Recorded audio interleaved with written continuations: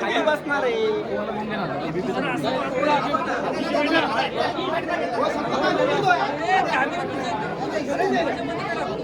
Ready roll roll role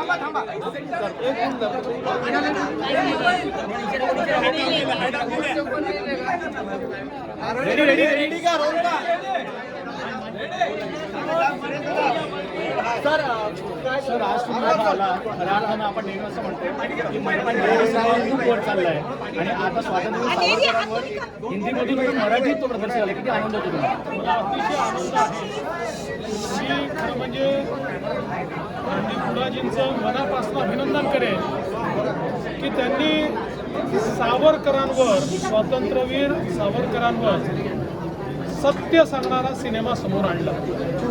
कारण इतिहासाने आणि विशेषतः काँग्रेसी इतिहासकारांनी आणि लेफ्टिस्ट इतिहासकारांनी सर्वात जास्त अन्याय जर कुठल्या एका स्वातंत्र्य सेनानींवर केला असेल तर ते स्वातंत्र्यवीर सावरकर होते.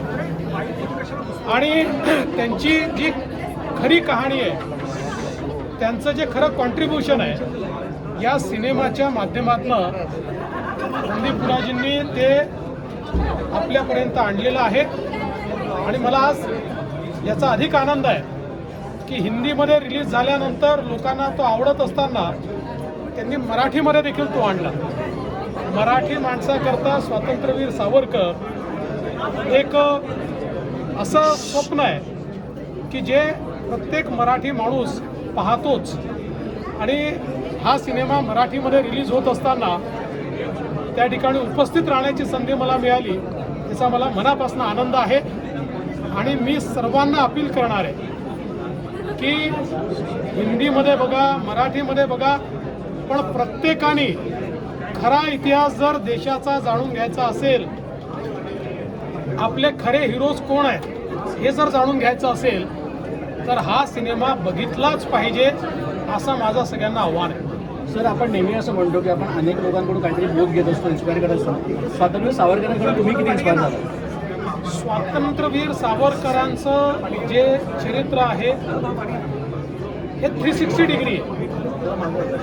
एक अत्यंत विलक्षण बुद्धिमान व्यक्ती, एक निडर आणि बेडर अशा प्रकारचे स्वातंत्र्य संग्राम सेनानी, एक समाजसेवक, एक जाती प्रथेच्या विरुद्ध लढणारे सुधारक, मराठी भाषेला समृद्ध करणारे साहित्यिक, मराठी भाषेला नवीन शब्द देणारे साहित्यिक, अशा अनेक त्यांचे जे कंगोरे आहेत हे सगळे वेगवेगळ्या प्रकारच्या प्रेरणा देतात. त्यामुळे मला असं वाटतं की स्वातंत्र्यवीर सावरकरांनी सामान्य माणसाला प्रेरणा तर दिलीच, पण त्यासोबत भारतीय संस्कृती, हिंदुत्व याबद्दल ज्या काही चुकीच्या संकल्पना होत्या त्याही स्पष्टपणे समाजासमोर आणण्याचं काम त्यांनी केलं आहे. आणि म्हणून आम्हाला नेहमीच ते प्रेरणा देत राहतात. आज रणदीप सर आहेत, आज अंकिता आहे बाजूला, त्यांचं तुम्ही ट्रेलर पाहिला असेलच, अर्थात तुमच्या डोळ्यासमोर आला असेल. या बिझी शेड्यूलमध्ये तुम्ही सिनेमासाठी आला, आज तो आनंद वेगळा आहे की त्यांचा तुम्हाला शुभेच्छा द्यायला मिळतात त्या मला मी दोघांचंही खूप मनापासून अभिनंदन करतो. बघा, एक तर आजच्या कमर्शियल युगामध्ये अशा प्रकारचा सिनेमा बनवण्याची संकल्पना ही देखील एक विलक्षण आहे. आणि तीही स्वातंत्र्यवीर सावरकरांवर रणदीप फुलांनी पुढाकार घ्यावा, हा देखील मला असं वाटतं एक विलक्षण अशा प्रकारचं ची घटना आहे. आणि या दोघांनी त्या सगळ्या भूमिकांना इतका सुंदर न्याय दिला आहे की प्रत्यक्ष असं वाटतं की आपण त्या कालखंडात पोहोचलो. अतिशय इम्पॅक्टफुल ज्याला आपण म्हणू शकतो तशा प्रकारचं हा सिनेमा आहे. बरोबर सर, एक तर महत्त्वाचं म्हणजे तुम्ही एक स्वतः गृहमंत्री आहात. स्वातंत्र्यवीर सावरकरांमध्ये असे कुठले डिफरंट त्यांचे गुण आहेत जे आपल्याला व्यक्तीच्या भावतात आणि जे तुमच्या वाचनामध्ये आलेले आहेत? मी सगळंच त्यांचं वाचलेलं आहे. मला असं वाटतं की त्यांना काही शब्दांमध्ये त्यांची व्याख्या करणं, डिफाईन करणं अतिशय कठीण आहे. त्यांचे जातीउच्छेदक निबंध जर आपण बघितले तर त्यांनी जातीप्रथा का आली आणि त्यांनी कसा आपला नाश केला आणि ती कशी दूर केली पाहिजे याबद्दल त्यांचे विचार हे विलक्षण आहेत.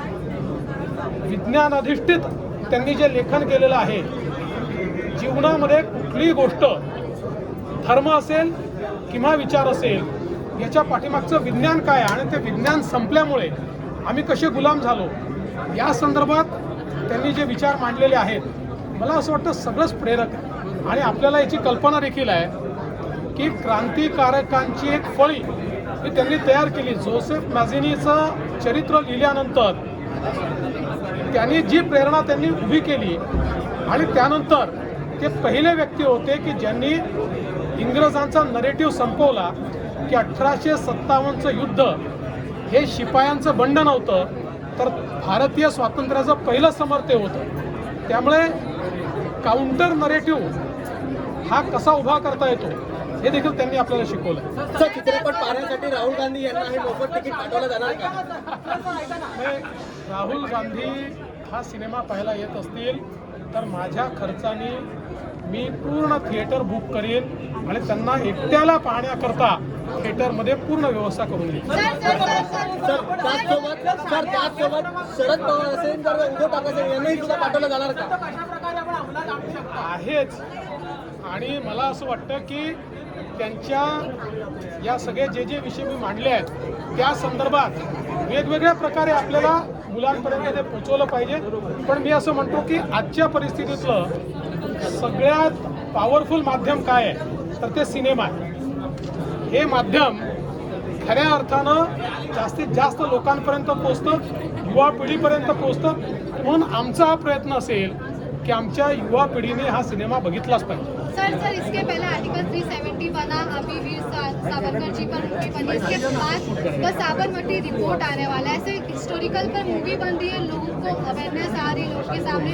आपको क्या लगता है कि ऐसे कुछ चीज़ मिसिंग हो रहा है जिस पर स्टोरी आगे मूवी आनी चाहिए? देखिए, मैं एक ही बात कहना चाहता हूँ कि एज अ सोसाइटी हम लोग इवॉल्व हो रहे हैं और एक प्रकार से जो सांस्कृतिक पुनर्जागरण देश में प्रधानमंत्री मोदी जी के नेतृत्व में शुरू हुआ है उसमें आज सब लोग बोल्डली अपनी सच्चाई को सामने रखना चाहते हैं. हम लोगों ने अंग्रेज़ों का इतिहास पढ़ के और मैक्स मुलर का इतिहास पढ़ के अपने हीरोज़ को भुला दिया. मानो हमारी सभ्यता ये अंग्रेज़ों के कारण आई. इस प्रकार की हमारे मन में भी एक संकल्पना तैयार हुई. हम ये भूल गए कि जब वो लोग स्टोन एज में थे तब भी हम पूरे तरीके से विकसित रूप में हमारी सभ्यता थी. तो आज मैं ऐसा मानता हूँ कि हमारे सांस्कृतिक पुनरुत्थान का एक जरिया इस प्रकार की फिल्में हैं जो हमने एज ए कंट्री या हमारी पॉलिटिक्स में हमारी राजनीति में हमने क्या भूल की है, उसके क्या परिणाम हमने भोगे हैं, इसको बोल्डली आज हम डिस्कस कर पा रहे हैं. मैं मानता हूँ ये बहुत अच्छी बात है. सर, फिर एक बार हिंदी में राहुल गांधी जी को सिनेमा देखने के लिए आप टिकट भेजोगे क्या?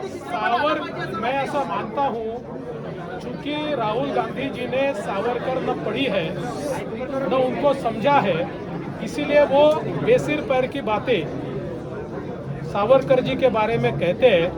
तो मैं निश्चित रूप से उनको अपील करता हूँ कि राहुल गांधी जी भी सावरकर इस सिनेमा को देखें. अगर वो देखना चाहते तो मैं स्वयं अपने खर्चे से पूरा सिनेमा हॉल उनके लिए बुक करूँगा और इस सिनेमा को देखने के बाद जिस प्रकार की बेसिर पैर बातें वे सावरकर जी के बारे में कहते हैं वो कहना बंद कर दें. Thank you.